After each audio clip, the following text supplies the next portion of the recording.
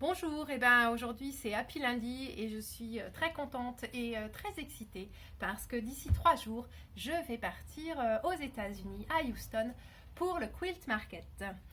Ça fait déjà 3 ou 4 ans que j'y vais, c'est toujours un super moment avec vraiment plein de découvertes et plein d'échanges.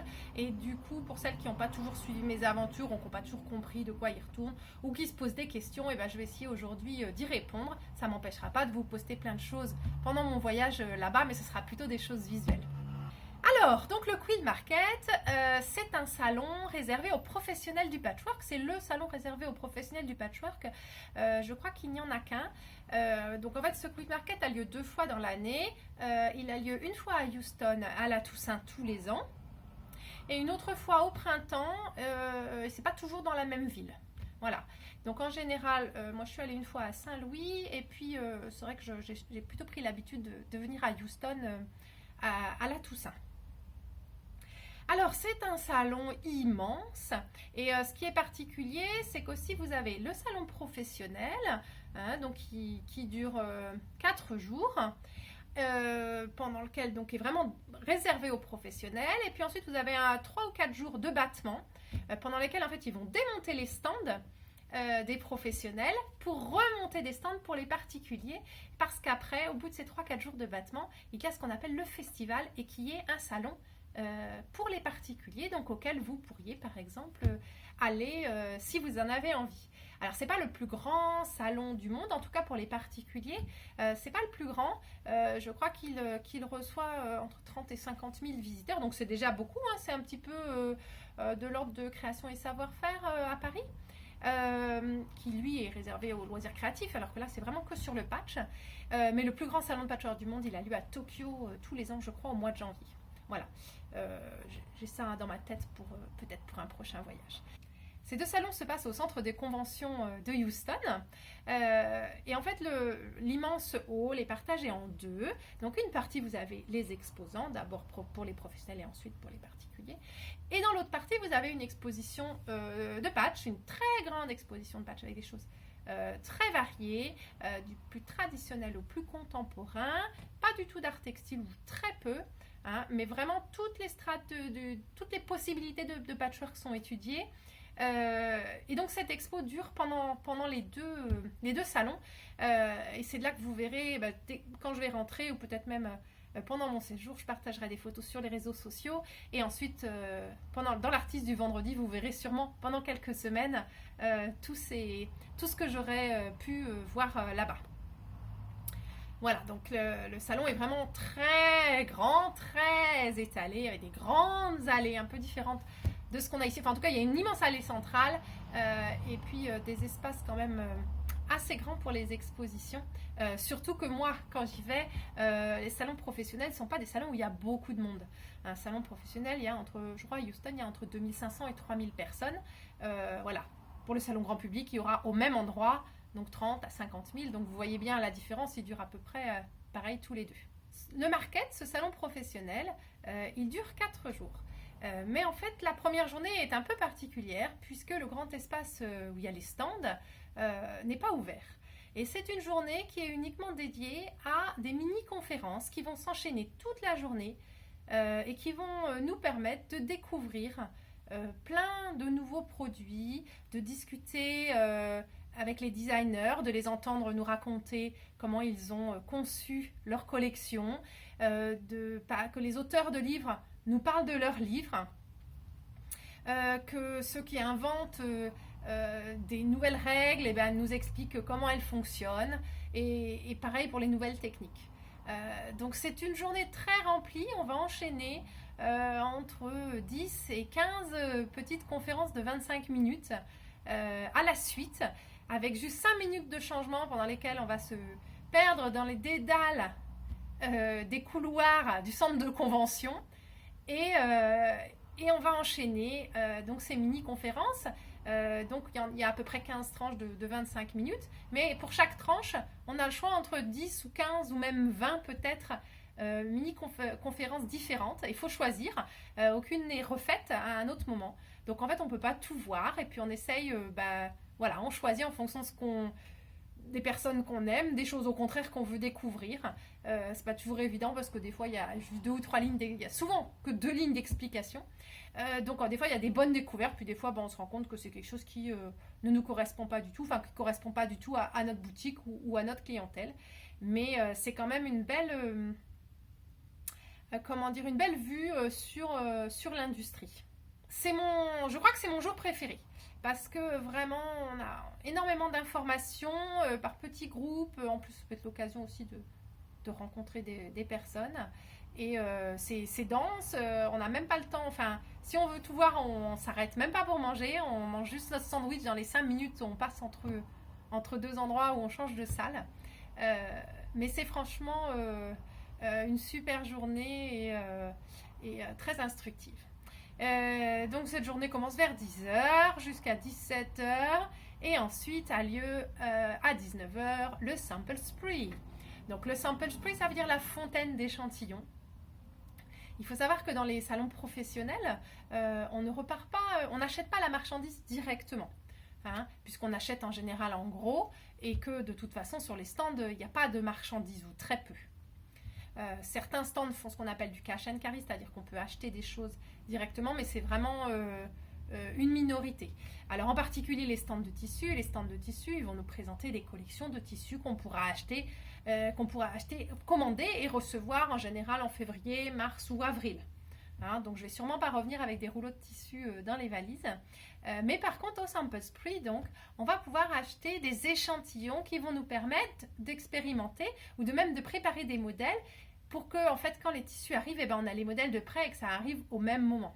Alors par exemple, je sais que Tula Pink sera à Houston pour nous présenter sa nouvelle collection. C'est une collection dont je ne me rappelle plus le nom, mais qui présente des licornes, des dragons, donc des animaux fantastiques. Et bien à l'occasion du sample spree, on aura la possibilité d'acheter des échantillons, par exemple des bundles avec un fat de chaque tissu de la collection ou des jelly rolls, et en fait qui vont nous permettre de réaliser des patchwork pour que en fait quand on va recevoir les tissus qui seront livrés en mars ou en avril, on ait les échantillons de près, donc on ait fait un patch ou un sac ou des choses comme ça pour vous montrer ce qu'on peut faire avec ces tissus. Donc on est vraiment dans l'idée d'acheter des échantillons afin de pouvoir mieux vous présenter ensuite les tissus. Le sample spree ne se passe pas dans le hall d'exposition, il se passe dans une grande salle.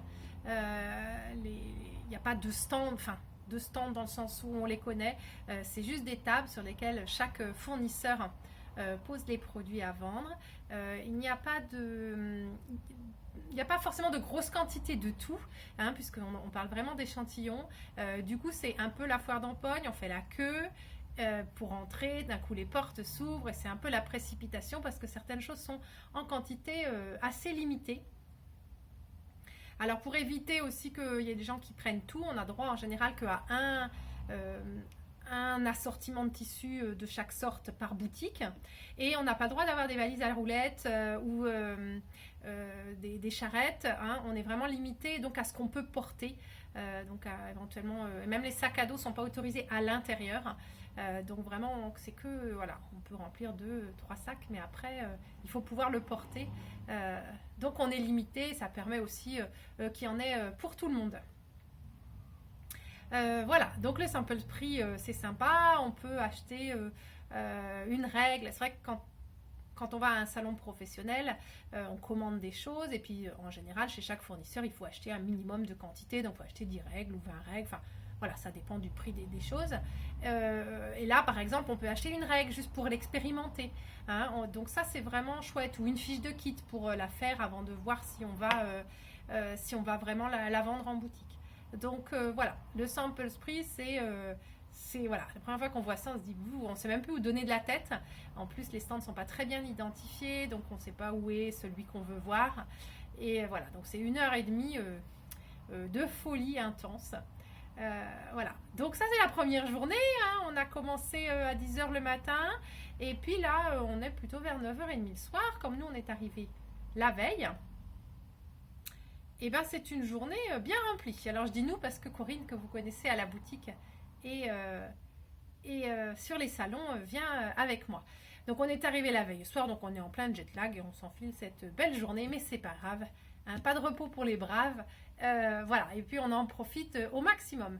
Et donc dès le lendemain, et ben le samedi, le salon commence, voilà, avec les stands tels que vous les connaissez, donc dans cet immense hall qui est beaucoup plus grand que les halls qu'on peut voir porte de Versailles. Je sais pas la taille, j'essaierai de mesurer, ou je vous mettrai des photos quand j'y serai. Donc c'est immense, il y a plus je crois de 1000 exposants. Voilà, comme tous les salons, on marche beaucoup, mais surtout on découvre tous les stands, on passe devant chaque, une fois, deux fois, trois fois, et puis on va réfléchir, voilà, on liste les produits qui nous plaisent, qu'est-ce qu'on commande, est-ce que ça rentre dans le budget, est-ce que c'est quelque chose qui va nous plaire à nous pour vous le montrer, est-ce que ça va vous plaire, est-ce que c'est vraiment utile, est-ce que c'est vraiment nouveau, est-ce que ça remplace pas quelque chose, et puis les collections de tissus, quand est-ce qu'on va les recevoir, voilà, est-ce qu'on a vraiment, est-ce que ça correspond bien à nos envies et à notre clientèle. Donc 3 jours de cogitation dans tous les sens, voilà, alors voilà, pour essayer de trouver les meilleures idées et de les mettre en pratique, et puis de rapporter plein de projets pour l'année à venir. Il faut savoir que bon, on va revenir donc avec des valises pleines, mais pleines d'échantillons, pleines de beaucoup de documentation et de catalogues, parce que c'est ça qui va permettre tout au long de l'année de continuer à travailler sur les choses qu'on a vues et qu'on n'a peut-être pas retenues, mais qui peuvent valoir le coup quand même. Et puis on a aussi de la marchandise qu'on fait livrer par certains fournisseurs sur le salon, comme nous on vient de loin, plutôt que de payer des frais de port à travers l'Atlantique, on en profite pour les mettre dans nos bagages. Donc voilà, des journées bien remplies de 10h à 18h sur les stands, et avant et après, le matin à partir de 8h, 9h le 30, ça ouf, pardon. Le matin à partir de 8h et le soir jusqu'à 9h, on peut assister à soit des ateliers pour faire quelque chose, donc des démonstrations et même des choses où on fait. Donc on va faire un mini kit par exemple, ou quelque chose qui est extrait d'un livre, pour justement apprendre des nouvelles techniques, avoir des démos à vous faire, et puis s'améliorer dans ce que nous on sait faire. Et puis aussi des conférences plus thématiques sur le marketing, comment faire des vitrines, ou comment mieux utiliser Facebook. Voilà, donc en fait de la formation pour les propriétaires de boutiques.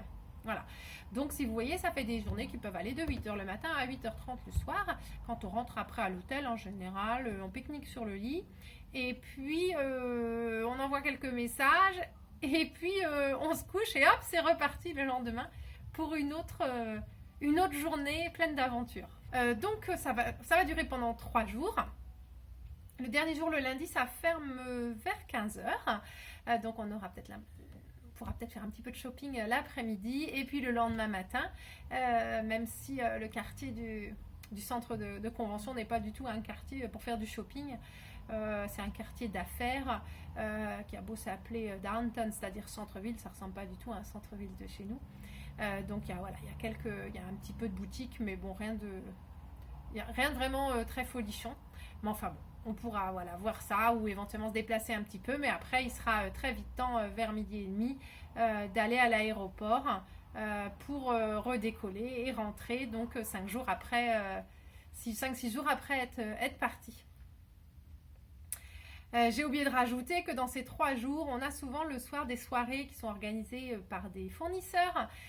Par exemple, il y a la Moda Party. Imaginez une immense salle de conférence dans un grand hôtel avec 600 à 700 personnes pour un repas assis, hein, servi à table à l'assiette. Et tout ça expédié en moins d'1 heure. J'ai jamais vu ça, je crois qu'on est loin de l'art de vivre à la française, c'est un peu le choc des cultures. Par contre, après, il y a soirée où on peut danser ou échanger avec d'autres propriétaires de boutiques, et puis on peut aussi prendre rendez-vous avec des gens qu'on rencontre tous les ans, et puis échanger sur nos boutiques, sur les difficultés qu'on peut avoir, sur les nouvelles choses qu'on a découvertes, et sur les différences finalement entre nos pays ou entre nos boutiques. On rencontre des gens de partout aux États-Unis, mais aussi de partout dans le monde. Donc c'est vraiment une expérience super enrichissante, super crevante, mais c'est pas grave parce que voilà, c'est vraiment quelque chose que je ne raterai pas chaque année et plein d'idées et qui reboostent pour repartir et vous proposer tout au long de l'année plein de nouveaux projets, des nouvelles collections de tissus et puis voilà, plein de nouvelles choses que vous verrez peut-être dans quelques semaines ou dans quelques mois.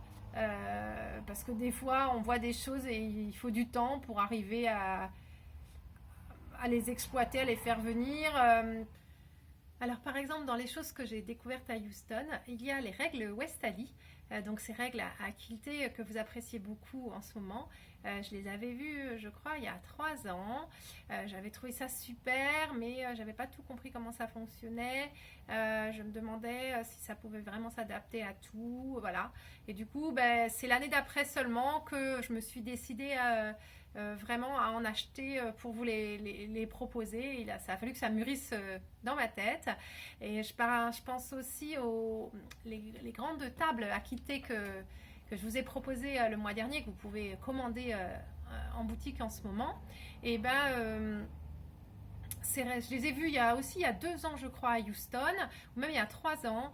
Le problème c'est que c'est très encombrant, ça coûte très cher à faire venir et du coup il a fallu tout ce temps là pour y réfléchir avec le fournisseur et trouver comment les regrouper, changer les cartons pour vraiment pouvoir réduire les frais de port et vous les proposer à un bon tarif. Et puis il y a d'autres choses que je sais que j'ai déjà vues l'année dernière, que j'aimerais bien revoir cette année et peut-être me décider. Et puis des fois il y a des choses, par exemple je me rappelle de la règle Curvalicious, que vraiment quand je l'ai vue, je me suis dit vraiment ça c'est vraiment super et unique, on va pouvoir faire plein de choses avec. Et du coup là je me suis décidée sur le coup. Voilà, donc ça dépend, il y a des fois des choses qui mûrissent, qu'il faut voir plusieurs fois, et puis des choses qu'on essaye et qui ne fonctionnent pas parce que voilà, c'était peut-être pas une bonne idée ou c'est pas adapté au marché français ou on a déjà autre chose qui peut le remplacer. Et puis voilà, donc il y a c'est beaucoup de travail pour arriver à analyser ce qui va pouvoir fonctionner ou pas, de temps à prendre, à mûrir les choses. Donc vous reverrez peut-être dans quelques semaines, dans quelques mois, vous verrez des choses que j'ai découvert à Houston, puis il y en a peut-être que vous verrez que l'année prochaine ou l'année d'après, au fur et à mesure que je pourrais me les approprier pour vous les montrer, et puis peut-être qu'eux aussi s'amélioreront, on voit des produits qui évoluent tous les ans. Et ben voilà, je crois que j'ai fait le tour de mon programme à Houston, de tout ce que ça m'apporte.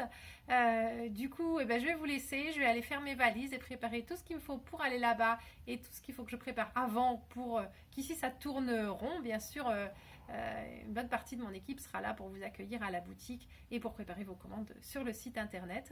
Alors moi, je vous dis goodbye, see you soon.